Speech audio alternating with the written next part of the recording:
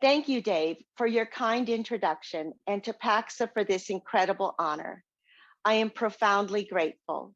I'm also thankful to PAXA for bringing us together in our concerted mission to prevent child sexual abuse. It is my pleasure to stand side by side with you in support of Faith's law to protect students from educator sexual misconduct in Illinois. This Warrior Award is a first for me, and I couldn't be more honored to receive it. Coincidentally, it is apt because the meaning of my given name, Terri Louise Leon, is harvesting famous warrior lion. That makes it all the more extraordinary to me because it has been a battle for which I've had to stand up to unfathomable challenges that required every bit of a warrior's bravery and fierceness.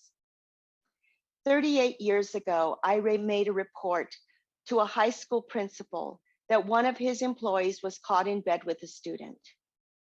I was told that without a victim coming forward, there was nothing he could do. I heard that excuse from administrators, law enforcement, and prosecutors for more than a decade. Unsatisfied and determined to protect my children and all the students in my community, I conducted my own investigation to identify the victims that spanned the teacher's 20-year tenure at that high school. I found over 60 witnesses willing to come forward to authorities that led to the arrest, prosecution, and conviction of the teacher for felony sexual assault of one of those victims.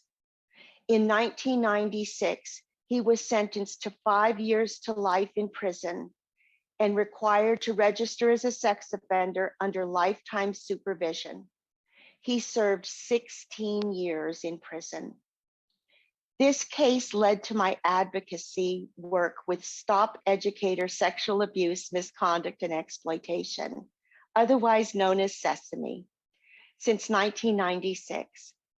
SESAME is the leading national voice for the prevention of sexual exploitation, abuse, and harassment of students by teachers and school staff.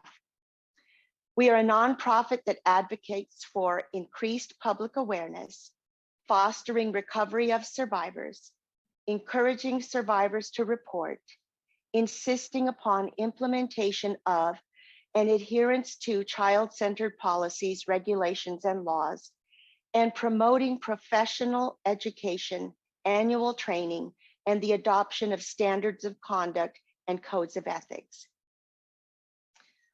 I've listened firsthand or read thousands of accounts from victims, parents, educators, and media reports about teachers, coaches, or ancillary staff who commit these crimes against children.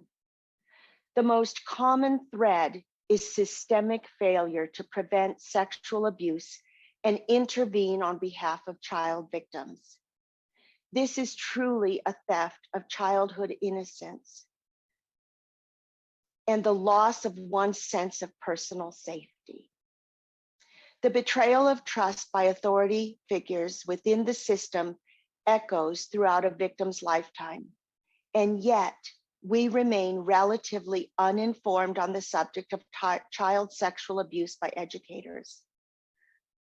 The evolution in understanding this issue has come far too slowly for the children that have already been mentally and emotionally abducted by educators who have betrayed their trust.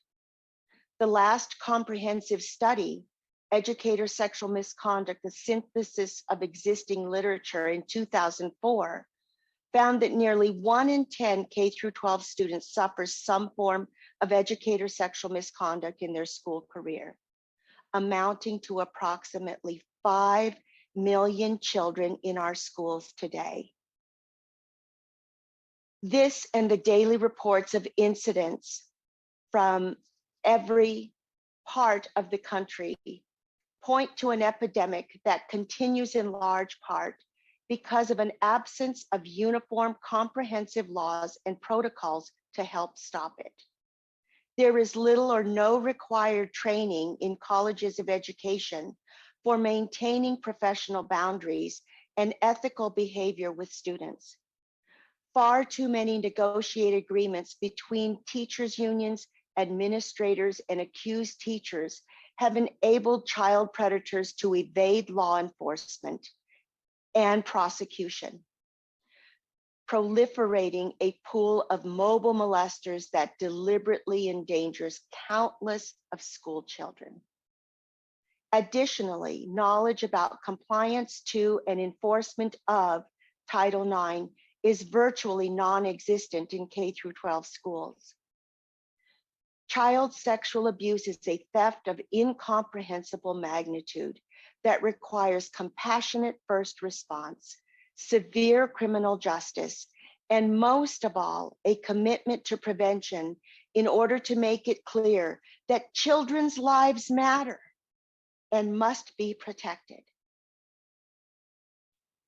Okay, so what can be done?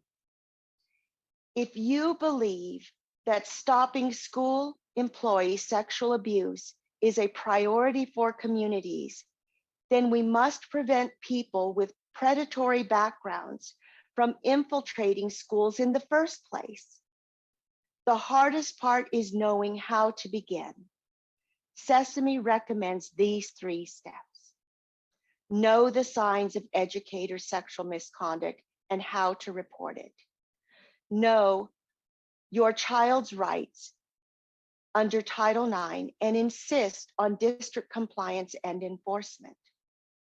Know that the Sesame Act is the only law that addresses educator sexual misconduct proactively by prohibiting all forms of concealment, mandates thorough vetting of all applicants to schools to identify those with sexual misconduct histories, and defines grooming as a reportable disciplinary offense. Only 8 states currently have enacted such legislation.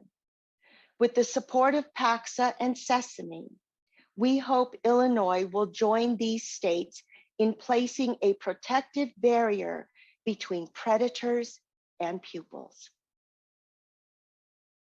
In closing, I'm asked quite often, why do I do this work and what keeps me going? Well, the simple answer is I have 0 tolerance for children being hurt. I have 0 tolerance for injustice.